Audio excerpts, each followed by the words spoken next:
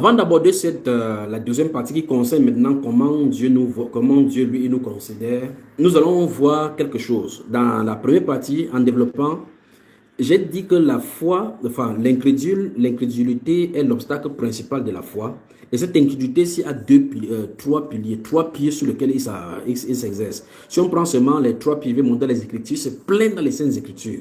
Il y a un, la peur; deux, comment je vais dire ça, le doute; et trois, le raisonnement. Le raisonnement. Très bien. Donc, partageons un peu là-dessus pour voir de quoi il est question. Donc, la peur. Regardez bien, j'ai cité des passages. Il faut vraiment que, parce que si on ne touche pas ça, ça ne sera pas complet dans cette première partie-là. Dans la première partie, j'ai dit effectivement, je le dis encore, j'ai dit que la peur, le doute a des choses. Je vais dire ça, il faut que je dise ça simplement pour que vous compreniez. Ça doit être vraiment simple. Pour savoir que vous avez le doute en vous, ou encore le doute qui est en vous est alimenté avec trois canaux. Les trois canaux sont la peur. 1. 2. Le raisonnement. 3. Quoi? La peur, le doute, le raisonnement. Voilà les trois qui permettent à si un seul est avec toi, c'est suffisant pour que l'incrédulité te pêche. Et quand l'incrédulité est en toi, pour enlever, on va voir ça avec la solution. Si vous lisez le livre de 2 Rois chapitre 7, l'histoire dans 2 Rois chapitre 7, ça commence depuis le chapitre 6. Les Assyriens, les Juifs seront encerclés au point où ils seront pressés et on va entourer Jérusalem au point où la porte, il n'y a rien à manger. Et puis au chapitre 7, dans le livre de 2 Rois, le prophète Élisée va dire que demain à cette heure-ci, vous aurez 2 mesures de bleu et vous allez avoir de la nourriture. Le serviteur du roi sur qui le roi appuyait a dit si l'Éternel ouvre les fenêtres, c'est pareil, chose arrivera. Pourquoi? Parce que les circonstances expliquaient pour lui qu'il n'y a pas de possibilité. Il regardait de ses yeux et du haut de son statut, il regardait tout autour, il ne voyait pas d'où le secours pouvait venir. Il disait que nous sommes enfermés. Comment il y aurait dans la porte de cette ville-ci les ventes de ces farines-là et ainsi de suite, on aura toutes ces choses-là pesées, alors que ça fait des mois et des mois où nous sommes en état d'arrestation et en état de siège. Cet homme-ci, dès qu'il a dit ça, le prophète de Dieu s'est tourné vers lui, il dit, tu le verras, mais tu n'en mangeras pas. Suivons maintenant ce monsieur. Élisée se trouve en train de donner la promesse de Dieu et la parole de Dieu pour donner solution à quelque chose qui se passe au milieu du peuple. Lui, il proclame quelque chose qui est contraire. En fait, qu'est-ce que cet homme-ci fait? Il a commencé par le raisonnement. Si l'Éternel ouvre le ciel, les fenêtres au ciel, pareille chose arriverait. C'est quoi le raisonnement? La question qu'il a devenu poser, c'est que ça va passer par où pour arriver? Le raisonnement. Il a commencé à raisonner et il a mis en doute la promesse de Dieu. La promesse de Dieu ne se raisonne pas. On croit et on dit Amen. Si vous raisonnez la promesse de Dieu, à cet instant, il y a une sanction d'ordre spirituel. Souvenez-vous de Zacharie, quand l'ange est venu lui poser des questions, en lui donnant la promesse qu'il devait avoir l'enfant, il a dit comment est-ce que c'est possible? C'est possible comment alors que je suis vieille, Élisabeth est ici. Pourtant, il avait adressé la sujet de prier à Dieu pour avoir d'enfant. L'ange lui a dit ok, c'est bon. Tu ne dois pas parler sur ce que l'enfant naisse. C'est la sanction que l'ange a décidé de lui donner. Il peut lui décider qu'il ne doit pas bouger. Il devait rester là-bas jusqu'à la naissance de l'enfant. Alors, cet homme-ci, dans le livre des 2 Rois, chapitre 7, et que, si vous prenez le livre des 2 Rois, lisez depuis le chapitre 6, puisque vous voyez cet effet, cet homme-ci a raisonné la parole de Dieu grave devant un serviteur du Seigneur. Parce que tous, même le serviteur du Seigneur, était dans cette angoisse-là, alors que Jérusalem était barricadé. De l'autre côté, vous remarquez dans Jean chapitre 20, verset 27, quand j'ai pris ça aujourd'hui concernant Thomas. Thomas a dit que tant qu'il ne voit pas, il ne croit pas. Thomas donc est un type de quelqu'un que ce sont les circonstances qui doivent donner les renseignements. Il ne croit pas à quelque chose qui est invisible. Il faut qu'il voit, il faut qu'il ait les preuves. Dans Jean chapitre 14, il va encore dire à Jésus que montre-nous le Père et cela nous suffit. Donc si tu ne montres pas le Père, il faut que tu nous démontres lui il est. Or, dans ces Jean chapitre 20, verset 27, la Bible dit que quand Thomas a vu, Jésus lui a dit, heureux ceux qui croient sans voir. Il a dit, mon Seigneur et mon Dieu. Il dit, maintenant tu crois. Or, Thomas est le symbole des gens que tant qu'ils ne voient pas de manifestation, eux, ils ne sont pas sujets de croire. Donc, ils doivent croire ce qu'ils voient. Si ce n'est pas scientifique, ce sont des cartésiens. Si quelque chose ne peut pas être démontré scientifiquement, lui, il ne croit, ne parvient pas à croire lui. Si vous êtes de ces catégories, vous avez des problèmes devant le Seigneur. Regardez, le mot d'ordre ce soir, c'est croire simplement. Simplement. Donc, il va falloir que chaque personne descende de son piédestal et reste au niveau de l'enfant, des enfants, pour croire simplement la parole. Même si les gens disent, les philosophes ont dit, tel a dit, tel grand connaisseur a dit, tel docteur a démontré telle ou telle chose, toi, crois simplement. Crois simplement. Dans Nombre chapitre 14, j'ai parlé des 12 espions qui sont allés voir. Les 10 autres ont dit en donnant à l'assemblée qu'on ne peut pas vaincre les gens qui sont là-bas. Parce que la qualité qu'on a vue là, ils étaient à notre hauteur. Nous étions devant eux comme des fourmis. Donc si on part derrière, ils vont seulement nous piétiner. Et on aura la victoire, ils auront la victoire. Nous ne pourrons pas prendre la terre promise. Donc, l'obstacle a fait de telle sorte que ceux-ci ont jeté la peur. Ils ont eu peur pour avancer. Et la peur pour avancer nous empêche d'entrer dans la promesse de Dieu. Vous ne pouvez pas avoir peur. Vous ne devrez pas avoir peur. Jésus a réglé le problème en disant dans Jean chapitre 14, verset 1, que votre cœur ne se trouble point. Que votre cœur ne se trouble point. Maintenant, à ces 3 démonstrations que j'ai prises dans les Écritures, il y en a plein. 1, la peur. 2, le raisonnement. 3, tu vois, je suis en train d'attendre que quelqu'un dit, je me suis dit peut-être que je suis avec quelqu'un. 1, la peur. 2, le raisonnement. Et puis 3, personne ne répond.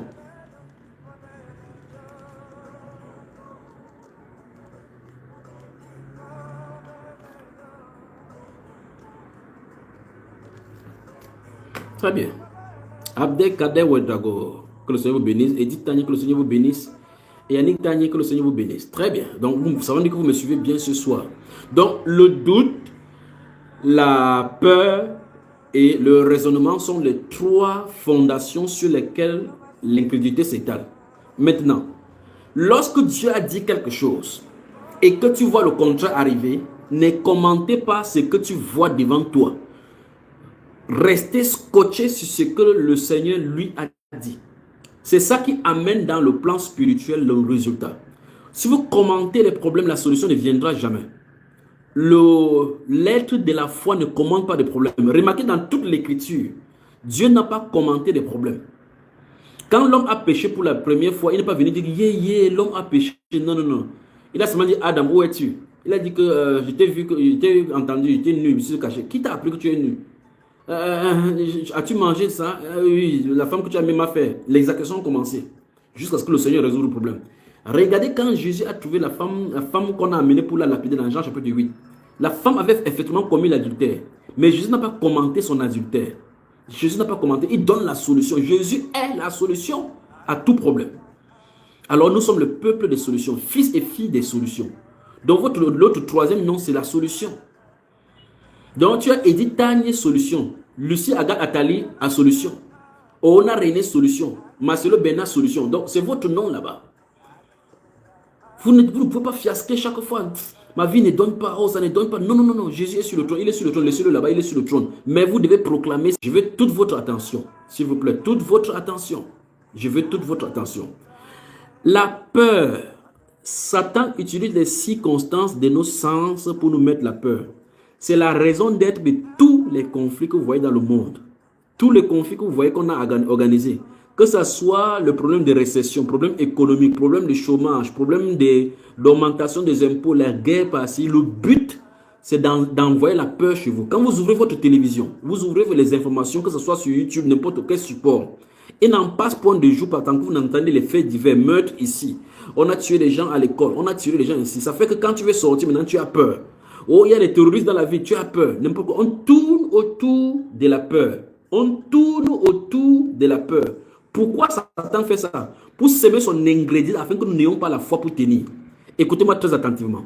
La guerre ne vous concerne pas. Le monde qui va en destruction ne vous concerne pas. Jésus a dit qu'il y aura la guerre, il y aura des divers lieux, des famines, ainsi de suite. Il dit, gardez-vous d'être troublés. Donc Jésus a déjà réglé ce problème-ci avant que ça n'arrive. Alors, le Seigneur nous a dit que les tremblements de terre vont arriver.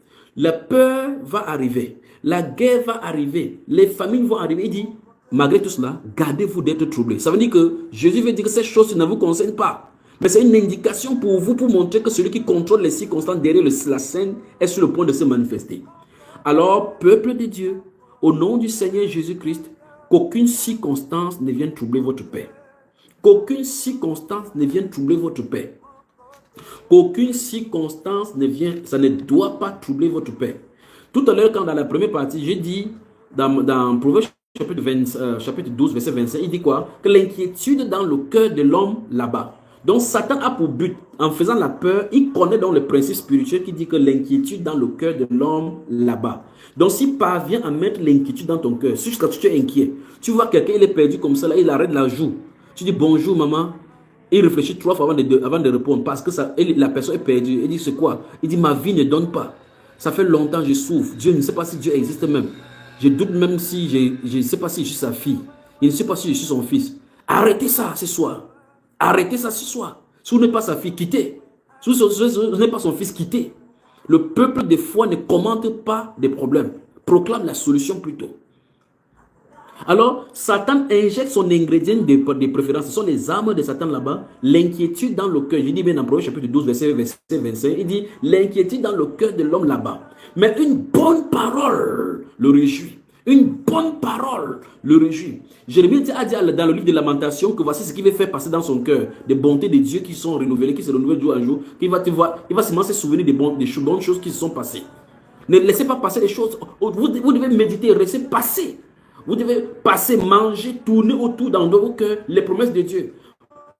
Pensez à la visitation du Saint-Esprit. Commencez à réfléchir quand le Saint-Esprit va venir. Comment vous allez étendre la main sur le malade, les malades seront guéris. Comment vous allez sortir, rencontrer les fous, délivrer les fous. Comment vous allez aller dans vos familles, sortir les malades. Comment vous allez aller méditer là-dessus pour que ça attire. Parce que plus vous méditez comme ça, vous envoyez des messages dans les puissances de l'univers, à l'univers, et que Dieu fasse venir les résonances de cette réponse-là en toi. Toute pensée que vous envoyez dans l'univers est une prière et ça résonne comme des baffles dans l'univers. Quand vous avez de mauvaises pensées, des pensées perverses, ça envoie dans l'univers, ça cherche les esprits de perversité pour amener vers toi, pour tout presser. Plus vous méditez sur la parole de Dieu, sur les bontés, les promesses du Seigneur, plus ça signale aux anges qui sont prêts à répondre que quand tu as eu à cœur de comprendre, la parole est sortie, je suis venu pour l'exaucer. Est-ce que vous comprenez cela? La méditation nous donne de séjourner devant le Seigneur. De la même façon, les inquiétudes attirent dans l'atmosphère les nuages sombres des démons pour t'oppresser davantage. Alors, ne permettez pas à l'inquiétude d'entrer dans vos cœurs. Comment Satan fait entrer? En donnant de mauvaises informations. Parce que la Bible déclare que l'inquiétude dans le cœur de l'homme là-bas. Qu'est-ce qu'il fait? Dans Proverbe chapitre 4, verset 23, c'est pour ça que le Saint-Esprit dit, garde ton cœur plus que toute autre chose, car de lui viennent les sources de la vie. Les fontaines qui vont te permettre de naviguer avec aisance dans la vie de la foi viennent du cœur. Ça découle du cœur. C'est à l'intérieur, pénétrant à l'intérieur de ton âme. C'est là où ça réside. Il faut donc la déployer. Et Satan a intérêt donc à ce que tu ne te déploies pas. Vous devez comprendre que l'ennemi, c'est lui. Ce n'est pas Jésus qui ne veut pas résoudre le problème. L'ennemi, c'est lui. Il ne veut pas que tu arrives au niveau de la manifestation de la gloire de Dieu. Par conséquent, il te place devant les circonstances pour te briser. Remarquez dans les Saintes Écritures, toute personne qui avait servi Dieu avait eu des circonstances difficiles. Mais les circonstances difficiles ne les ont pas empêchés de servir le Seigneur, mais elles les ont encore donné plus de la détermination à voler plus haut. Vous dites, nous sommes les aigles, nous voulons voler plus haut. Les aigles, pendant qu'il y a la tempête, les oisillons fuient pour aller se cacher dans les rochers. C'est à cet instant que l'aigle déploie ses ailes en volant dans la tempête. L'aigle n'a pas peur de tempête. Parce que la tempête, pour lui, sert à nettoyer ses ailes pour voler encore plus haut. Donc, n'ayez pas peur des tempêtes. Les tempêtes sont sous le contrôle de notre Père. Il a ordonné chaque tempête pour chaque aigle. Et chaque aigle doit voler haut, traverser la tempête pour nettoyer les poils avec les différents résidus de ce monde-ci, la souillure qui est descendue dans la boue au niveau des ailes. Vous devez voler haut étant propre. Alors, Satan fera tout donc en mettant donc des exactions tout autour de toi pour que l'inquiétude entre dans ton cœur. Et il sait que s'il a mis l'inquiétude dans ton cœur, avec ça, tu es déjà abattu parce que la règle de l'écriture est claire. Proverbe 12, verset 25, l'inquiétude dans le cœur de l'homme là-bas. Donc, les inquiétudes dans le cœur vont t'abattre. Les inquiétudes entrent au sujet à partir de la peur. Dans la Bible, allons dans le livre de Luc chapitre 21. Luc. Notez Luc chapitre 21, vous aurez le temps de tout lire là, mais je vais lire rapidement verset 34 pour Luc là. Matthieu, Marc, Luc. Que Dieu vous bénisse, que Dieu vous bénisse, que Dieu vous bénisse. Ouf. Matthieu, chapitre 21, le verset 33 à 38. Non, verset 33 à 36. Luc, chapitre 21, verset 33 à 36. Soyez bénis, aigle réunis. Soyez bénis autour de cette nourriture. J'espère que vous digérez bien et que ça ne doit pas vous étouffer. Luc chapitre 21, verset 33 à 36. La Bible déclare, le ciel et la terre passeront, mais mes paroles ne passeront pas. Vous voyez ça? Vous voyez? Les grandes promesses. Donc, d'abord, avant que n'importe quoi arrive, il faut toujours te dire que si Jésus a dit quelque chose, ça ne peut pas passer sans s'accomplir. Qu'est-ce que Jésus a dit en t'appelant? Et on va voir ça dans la deuxième partie quand nous allons toucher. Souvenez-vous, je suis encore la première partie, je suis en train de finir la première partie. Il faut de vouloir faire une petite finition de la première partie, on aille dans la deuxième partie. Donc, le Seigneur Jésus dit dans ce livre dans ce verset 33, que le ciel et la terre passeront, mais mes paroles ne passeront point. Donc, ce que Jésus a dit, ça doit s'accomplir. S'il a dit quelque chose, tu es avec lui, ça ne s'accomplit pas, alors vérifie avec Luc chapitre 6, verset 40 à 46, si tu as envie d'utiliser, comme il a dit dans ce livre de Luc chapitre 6, verset 45 à 49, hein, Luc chapitre 6, verset 45 à 49, il dit que si quelqu'un vient à lui, écoute la parole, ne la met pas en pratique. Quand tu mets la parole en pratique, Jésus dispose le royaume en ta faveur. Ta voix se fait entendre dans le ciel, tu es en acquaintance avec lui, vous pouvez communier, causer, tu peux parler maintenant, il est derrière pour accomplir. Mais tu ne peux pas écouter Jésus, tu peux pas jouer ta vie et tu penses que quand tu seras dans la détresse, tu vas crier, il va venir. Non, non. La Bible déclare que les yeux de l'Éternel parcourent toute la terre pour voir tout ce dont le cœur est tout entier à lui. Ton cœur n'est pas entier à lui, ça suppose qu'il y a une partie du voile en toi. Il faut que ce soit déchiré. Dieu n'est pas en acquaintance avec les adultères. Il faut se repentir et revenir alors. Alors, dans ce verset 33, il dit, le ciel et la terre passeront, mais mes paroles ne passeront point. Puis, il dit, verset 34, souvenez-vous de Hébreux chapitre 12, chapitre 3, verset 12, où on avait commencé par prenez garde. Il dit, prenez garde à vous-même des peurs. Gardez-vous à l'esprit. Si vous avez dans votre version, si vous avez crainte, comme dans lui, c'est ce que j'ai ici, mettez peur. Des peurs que vos cœurs ne s'apaisantissent par des excès de manger et du boire et par les soucis de la vie, et que ces jours ne viennent sur vous à l'improviste. Car il viendra comme un filet sur tous ceux qui habitent sur la face de la terre. Veillez donc et priez en tout temps. Voilà la solution. Comment va la solution? Ça se trouve là-dedans. Voilà la solution. Veillez donc et priez en tout temps afin que vous ayez la force d'échapper à toutes ces choses qui arriveront et de paraître debout devant le Fils de l'homme. Je ne sais pas si on va finir cet enseignement aujourd'hui. Nous sommes vendredi, nous sommes jeudi, il est 23h50 dans ce studio.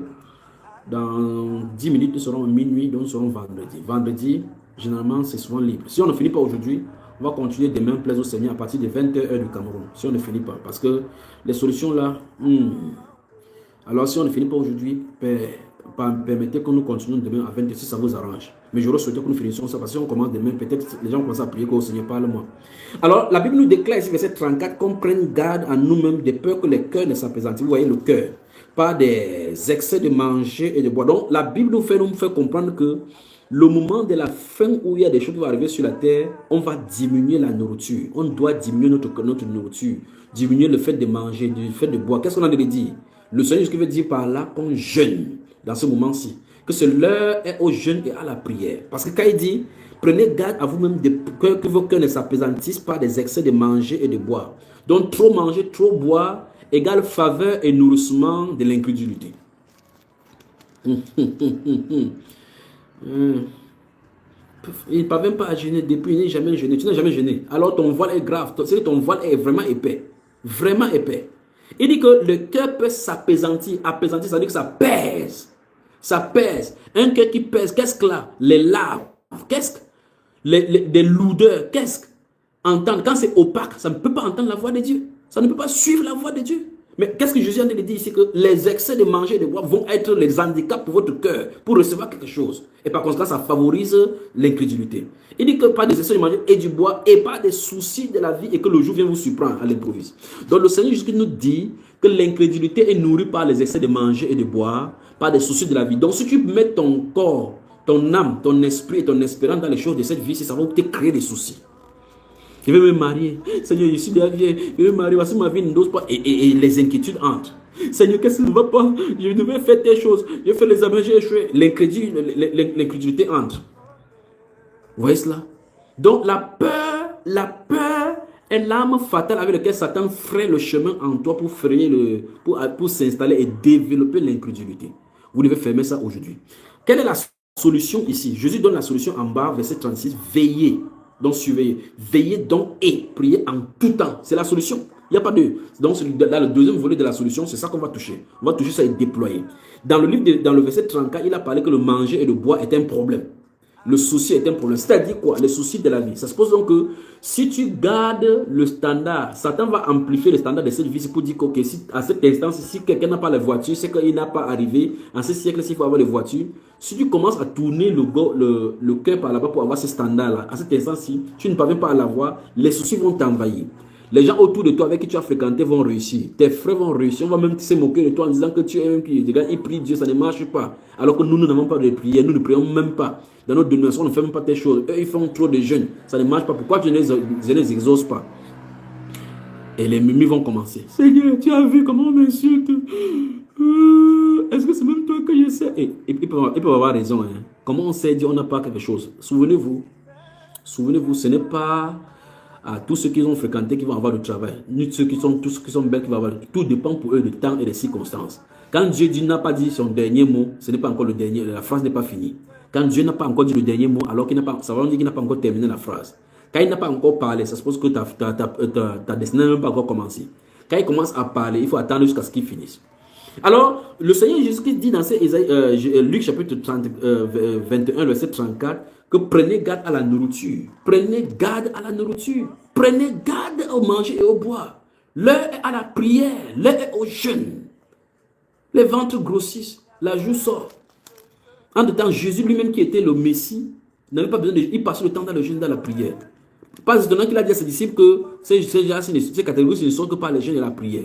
Et tu veux manifester le Seigneur, de la gloire du Seigneur. Tu vas aller prier pour les malades, prier pour les fous. Le jour qu'un fou va te gifler, tu vas rentrer, tu sais, plaindre au Seigneur. Pourquoi? Parce que tu n'as pas travaillé en amont pour épurer, nettoyer, dégonfler, détruire, déchirer et enlever les brins et l'incrédulité. Quand vous foncez vers un problème d'ordre spirituel et vous voulez résoudre un problème d'ordre spirituel, vous ne devez pas avoir l'ombre d'un doute ne doit pas planer autour de vous. Tu viens faire ce que l'Écriture a dit que tu dois faire. Tu finis de faire, tu laisses entre les mains du Seigneur. Point. Le jeûne et la prière, c'est le objectif qui va caractériser ces derniers temps-ci. Donc, dans le livre de Proverbes, chapitre 12, dans verset 25, la Bible déclare que l'inquiétude dans le cœur de l'homme là-bas.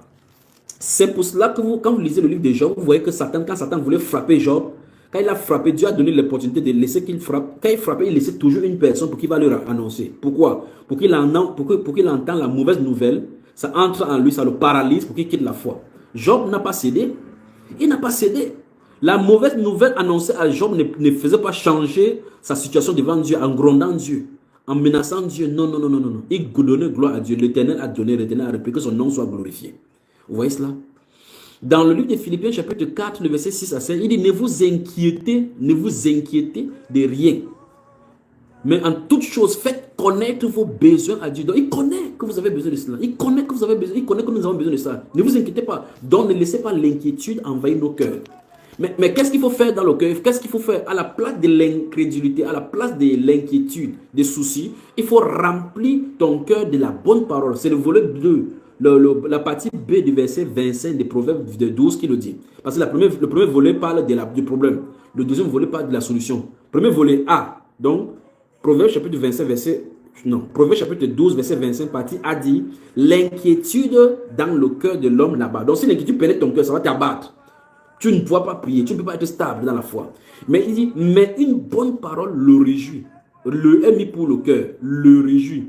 Qu'est-ce que le cœur doit recevoir pour se réjouir? Bonnes paroles. Quelles sont les bonnes paroles? L'Écriture dit quoi de toi? L'Écriture dit quoi de toi? L'Écriture dit quoi de toi? Ça nous introduit donc dans ce que Dieu dit de nous, c'est comment Dieu nous considère. On va voir donc ce que l'Écriture dit de nous. Ce sont ces paroles, c'est comme ça que tu dois te considérer pour que ton cœur se réjouisse, pour annihiler les effets de l'incrédulité, pour annihiler les effets des inquiétudes, des soucis.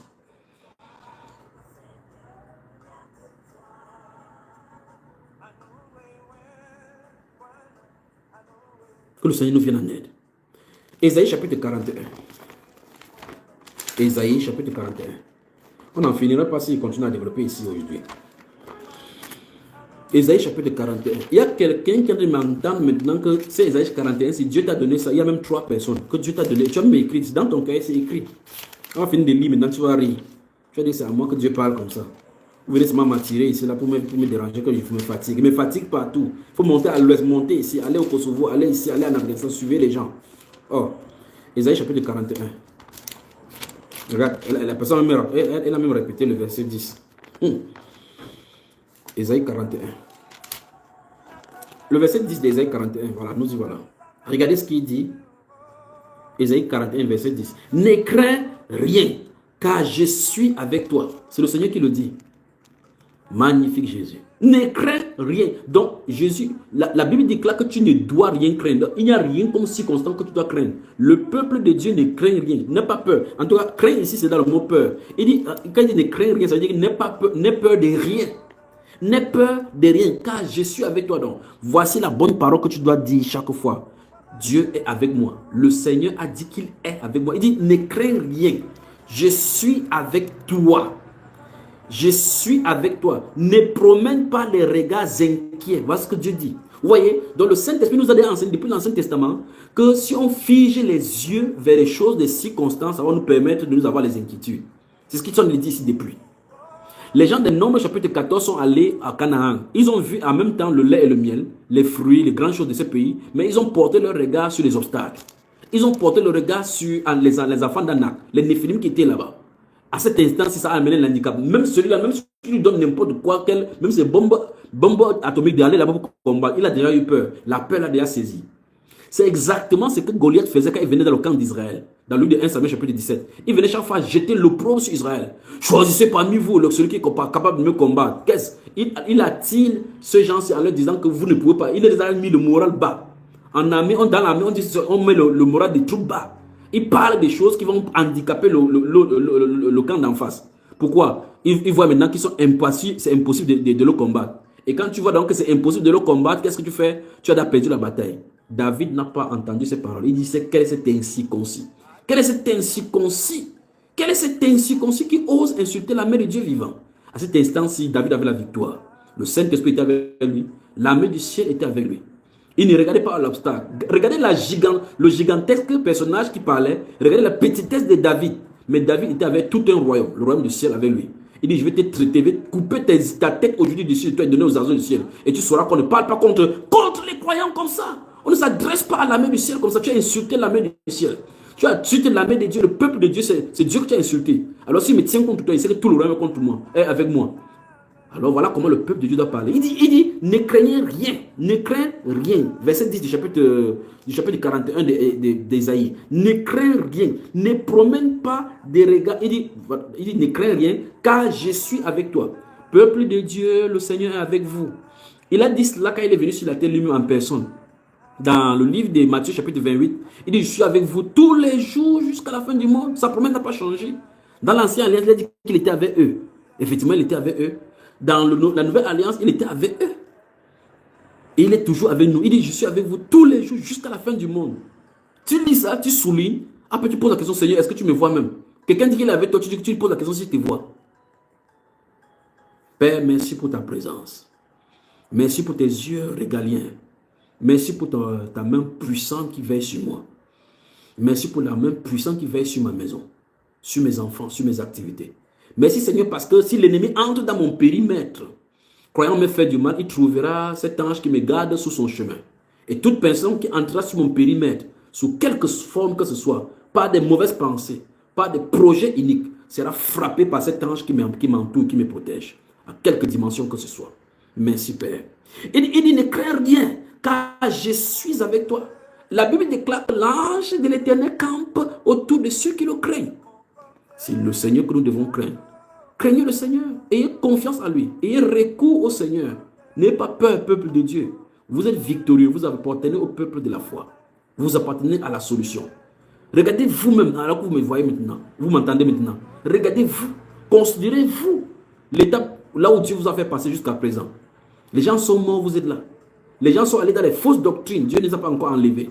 Mais toi, tu es là, tu entends la bonne nourriture. Tu sais que tu es sur le droit chemin. Celui qui a commencé cette œuvre-là en toi, cette bonne œuvre la rendra parfaite. Ne craignez point. Ne craignez point. Il dit, ne promène pas les regards, ne promène pas des regards inquiets. Donc quand quelqu'un regarde un obstacle, l'inquiétude et du mal dans le cœur, ça commence à se nourrir. Ça commence à se nourrir. Mais le point c'est ceci, ne crains point, je suis avec toi. Alors n'importe quoi, tu dois habiller ton être avec ça. C'est avec ça que tu vas habiller. Le Seigneur, je sais que tu es là. Quand tu prends l'écriture, tu es seul en train de méditer quelque part. Sache que quelqu'un est à côté de toi. Sache que quelqu'un est à côté de toi. Ne crains point. Ne crains point. Dans ta maison, il est là. Où tu prépares, il est là. Tu voyages, il est là. Dans ton travail, il est là. Peuple de Dieu, le Seigneur est avec nous. Le Seigneur est avec nous. Ne craignez point. Le Seigneur dit qu'il est avec nous. Ne promène pas de regards inquiets. Je te fortifie, je viens à ton secours. Je te soutiens de ma droite triomphante. Et puis il dit, voici, ils seront confondus. Ils seront couverts de honte, tous ceux qui sont irrités contre toi. Ils seront réduits à rien, ils périront. Ceux qui disputent contre toi. Tu les chercheras et ne les trouveras plus. Ceux qui suscitaient des querelles, et ils seront réduits à rien. Réduits à néant, ceux qui te faisaient la guerre. Car je suis l'Éternel ton Dieu, qui te fortifie, qui fortifie ta droite, qui te dit, ne crains rien, je viens à ton secours. Ne crains rien, vermisseau de Jacob, faible reste d'Israël. Je viens à ton secours, dit l'Éternel, et le Saint d'Israël est ton sauveur. Vous entendez ça? Vous entendez ça? Continuez même la lecture jusqu'au verset 17. C'est terrible comme promesse. Merci Père pour ta présence dans ma vie. Merci Seigneur. Dans Jean 14, je l'ai cité au moins 4 fois d'ailleurs depuis aujourd'hui. Que votre cœur ne se trouble point, croyez en Dieu et croyez en moi. Il y a plusieurs demeures dans la maison de mon Père. Si cela n'était pas, je vous le redis.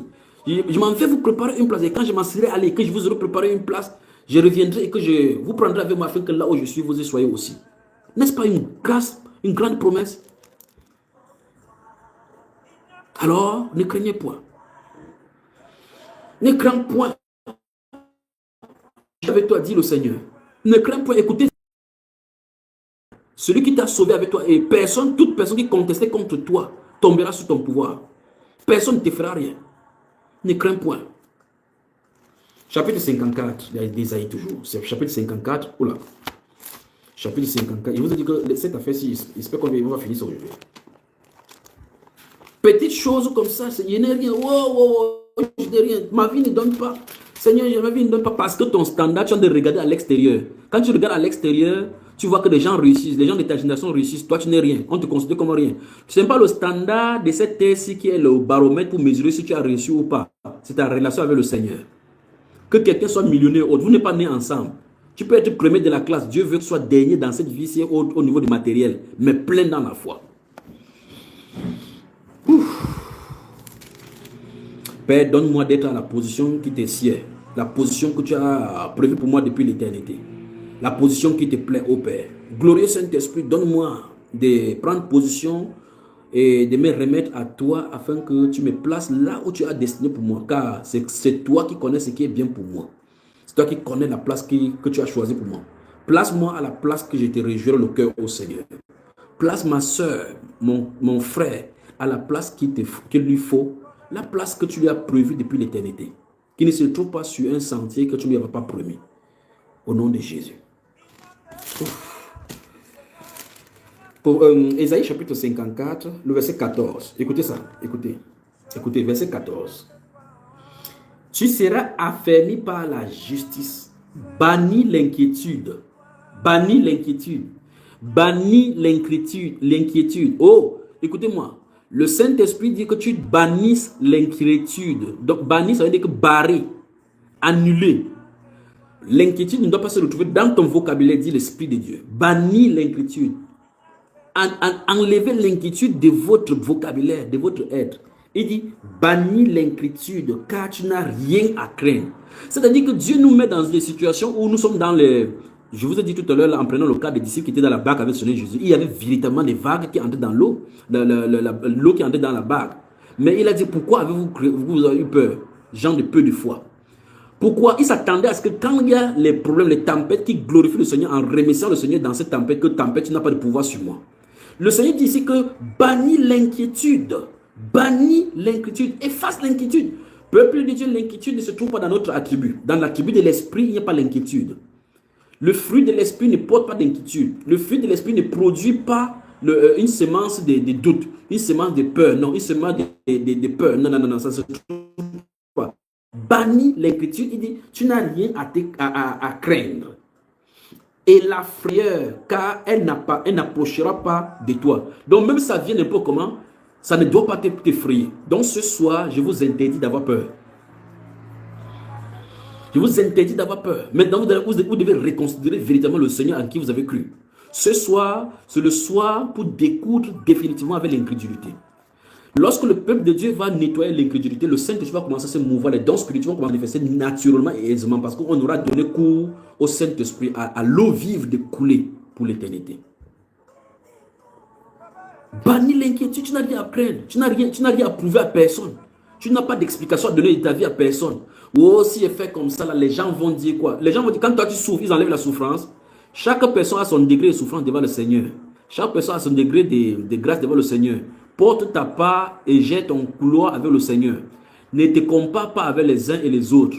Et ne te mesure pas selon le procès donné par l'autre. N'écoute pas à gauche et à droite pour pouvoir forger ta foi. Non, non, non, non, non. On va dire quoi? On va dire que je suis entré dans les sectes. On va dire que depuis que je crois en Jésus, ça ne marche pas. Et le problème, c'est quoi?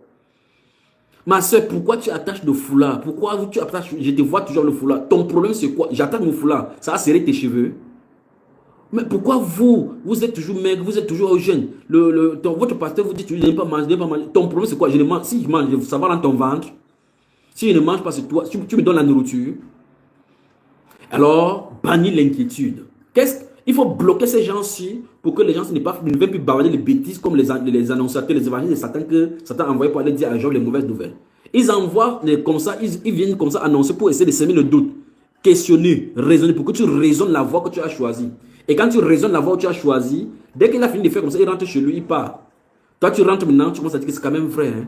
Depuis que je suis jeune là, moi-même, regarde ma photo, si j'étais belle, si chargée d'un bon point. Il te rappelle que les gens qui sont chargés d'un bon point se trouvent plein en enfer. Mais Jésus n'avait pas ni beauté ni pour attirer nos regards. Pourquoi? Il était habitué à la souffrance. Il passait le temps dans le jeûne. Ses genoux étaient pliés, affaiblis. Mais il n'y a pas de plus beau fils parmi les fils de l'homme comme lui.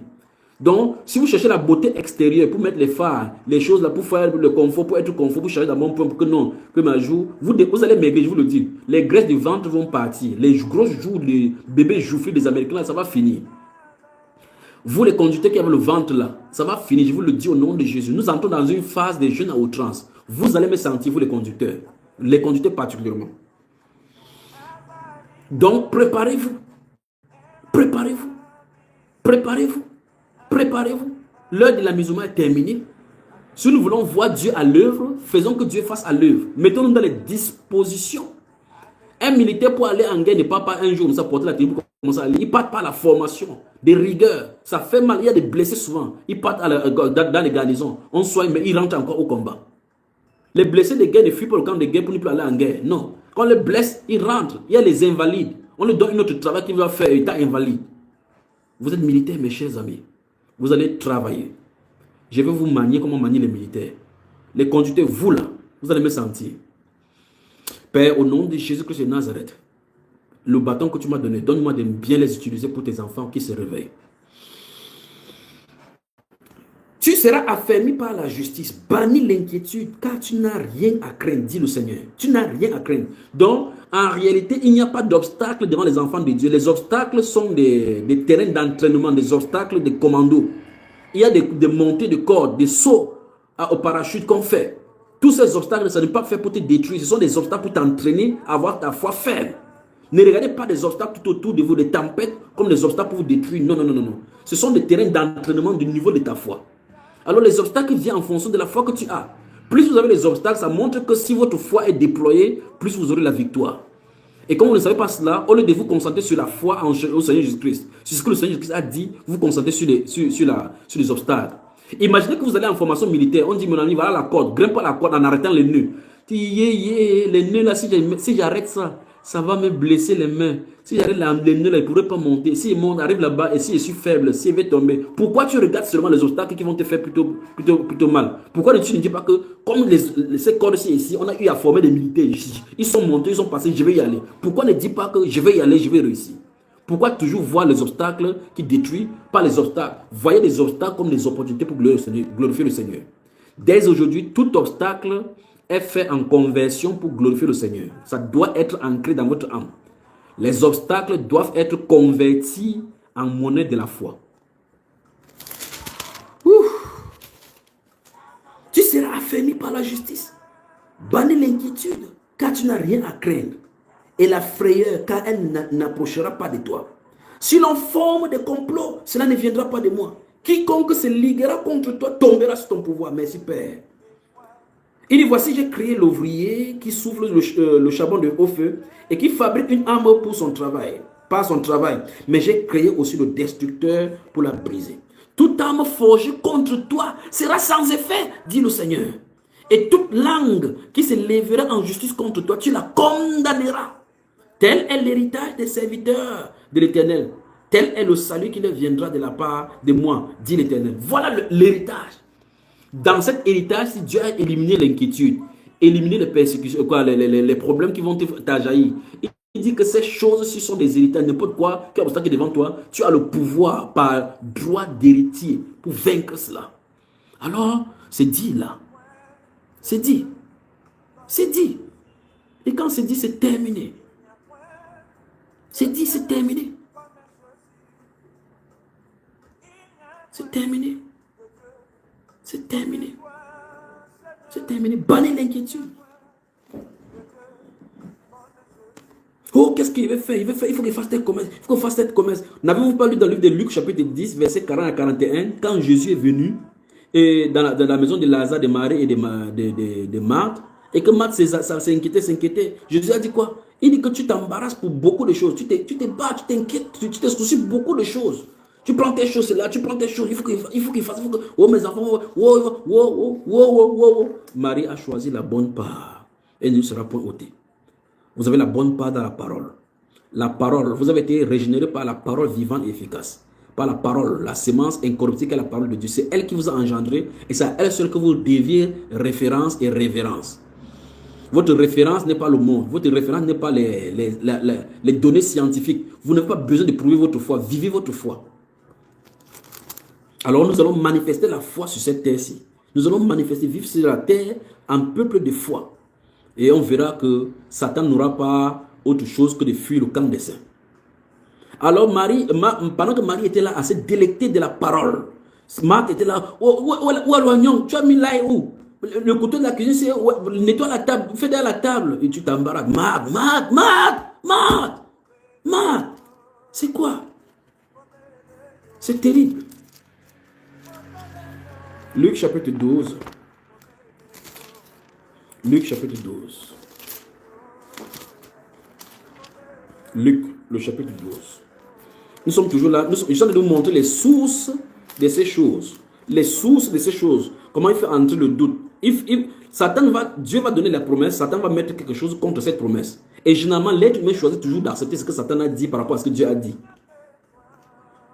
Luc chapitre 12. Le verset 11. Qu'est-ce que le verset 11 dit? Le verset 11 dit, quand on vous mènera devant les synagogues, les magistrats et les autorités, ne vous inquiétez pas de la manière dont vous vous défendrez, ni de ce que vous direz. Vous voyez cela? Ça dit que même la persécution, comme on peut vouloir être enfermé, l'inquiétude peut venir à ce moment-là. Donc Satan va utiliser les arrestations pour nous pousser aux inquiétudes. Vous avez vu, voilà ce qu'il a. C'est prévu là-dedans. On a dit de voir les différentes sources des inquiétudes. Par la parole, par des données extérieures, par des difficultés, par la nourriture, par les soucis de vie. Comment il fait? Comment on connaît? On a volé mes marchandises. On m'a cambriolé, on a pris l'argent. Les inquiétudes. Il dit ici, dans ce volet-ci, le Seigneur dit que quand on va vous emmener devant par arrestation, ne vous inquiétez pas. Donc, que quelque chose ne vous perturbe pas, que mais me défendre comment? Non. Et du verset 12, car le Saint-Esprit vous enseignera à l'heure même ce qu'il faudra dire. C'est terrible. Regardez le verset 22 de ce même livre, verset 22. Jésus dit à ses disciples, Jésus dit ensuite, Luc chapitre 12, j'ai lu le verset 11. Puis maintenant, je suis au verset 22. Jésus dit ensuite à ses disciples, c'est pourquoi je vous dis, ne vous inquiétez pas pour votre vie, de ce que vous mangerez, ni pour votre corps, de quoi vous serez vêtus. Vous avez vu cela? Ne vous inquiétez pas. Il faut que je me batte pour nourrir. Le Seigneur a dit qu'on se bat, qu'on cherche quoi, que l'homme vivra par la sueur de son front. Mais ne t'inquiète pas. Ne te soucie pas du lendemain, il va dire ça ici. Continuons la lecture maintenant pour commencer. Verset 23. La vie est plus que la nourriture et le corps plus que le vêtement. Considérez, analysez, regardez, observez les corbeaux. Ils ne sèment ni ne moissonnent. Ils n'ont ni cellier ni grenier. Et Dieu les nourrit. Donc Dieu s'occupe des oiseaux alors qu'ils n'ont pas préparé. Chaque jour, les oiseaux mangent avant de dormir. Dieu les nourrit. Combien ne valez-vous pas plus que les oiseaux? Qui de vous, par les inquiétudes, verset 25, peut ajouter une coudée à la durée de sa vie? Oui. Si vous êtes à l'hôpital, couché dans le lit d'hôpital, on vous dit, le docteur vient de dire, vous n'avez pas une semaine pour vivre. Tu peux prolonger ça? Et bon, sois inquiet, alors prolonge. Alors qu'est-ce que tu peux faire? Tout ce que tu vas faire, c'est pleurnicher. Commencer à accuser les gens. On va amener même le caca de la chèvre que tu manges pour guérir. Tu vas seulement manger à ce moment-là. Pourquoi? À cause de la mort qui est là devant. Mais Jésus dit, qui de vous, si tu es donc inquiet comme ça, est-ce que tu peux ajouter une durée, une coudée de vie? Il dit quoi? Considérez, il dit verset 26, si donc vous ne pouvez même pas la moindre chose. Jésus dit, ajouter la durée de vie à une longueur de vie, prolonger tes jours sur la terre est la moindre chose pour lui. Il dit, si on ne peut pas faire cette moindre chose, pourquoi vous inquiétez du reste? Peuple de Dieu, débarrassons-nous. Débarrassons-nous de l'inquiétude. Bannis l'inquiétude. Tu n'as rien à craindre. C'est ce que nous avons vu ce soir. Bannis l'inquiétude. Efface l'inquiétude parce que l'inquiétude est le socle par excellence avec le raisonnement et le doute qui fait asseoir l'incrédulité sur le cœur. C'est ça qui fait que tu peux parler par incrédulité. Tu ne crois pas par incrédulité. Parce que tu vas commencer à croire, à parler selon les données que te communiquent, ce qui te communique les inquiétudes. Qu'est-ce qui te communique l'inquiétude? Peut-être c'est le fait que tu n'as pas d'enfant. Je suis en train d'atteindre la ménopause. J'aurai bientôt, j'ai dans 50 ans. J'approche vers la cinquantaine. C'est vrai quand même que Sarah a conçu à 90 ans, mais depuis là, est-ce qu'on a encore vu quelqu'un comme ça? Oui, désormais maintenant, même si on dit n'importe quoi, on ne peut plus bien croire. Il faut demander pardon à Dieu et tenir ferme dans la foi. Jésus dit, bannis l'inquiétude, tu n'as rien à craindre. Croyez en Dieu et croyez en moi. Alors, le Seigneur Jésus dit ici que si donc, verset 26 de Luc chapitre 12, si donc vous ne pouvez pas même la moindre chose, pourquoi vous inquiétez donc du reste? Considérez comment croissent les lys. Ils ne travaillent ni ne filent. Cependant, je vous dis que Salomon même, dans toute sa gloire, n'a pas été vêtu comme l'un d'eux.